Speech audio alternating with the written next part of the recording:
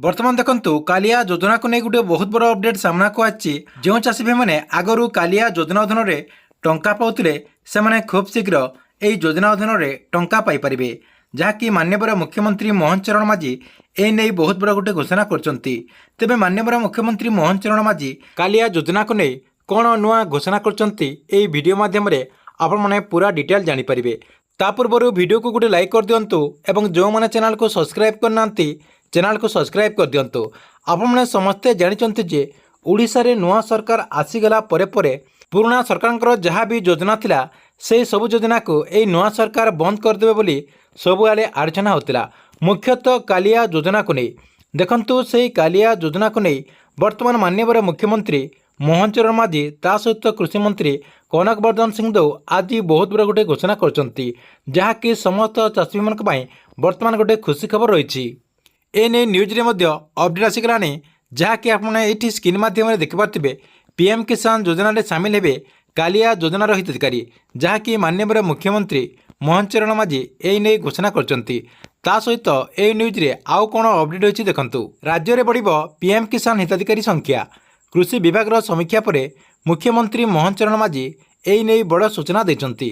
से कहते राज्य में जो चाषी मैंने कालिया योजना रे आर्थिक सहायता पाउछंती हेले पीएम किसान योजना टंका पाउनांती सेमानको चिन्हट करा जायछि।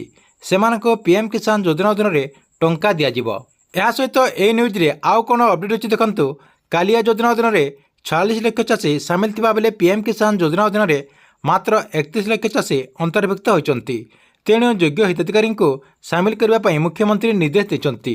तेबे जो चाषी भाई मैंने आगरू कालिया योजना अधीन में टंका पाउथिले एवं सेमाने जदि पीएम किसान योजना अधीन में टंका पाउनांती सेमाने एथर एई योजना अधीन में टंका पाई परिबे। जहाँकि सरकार तरफ सेमानकु एई योजना माध्यम टंका दियाजिबो। ता सहित देखंतु माननीय मुख्यमंत्री ता सहित कृषि मंत्री राज्य में आगकू कालिया योजना चलिबो कि नहीं से नहीं कौन तथ्य देना। या सहित एवं मीडिया रे आउ गोटे तथ्य सामना को आछि देखंतु। आगकू आपणकर बजेट आछि जहाँकि राज्य में नुआ बजेट आसिबो।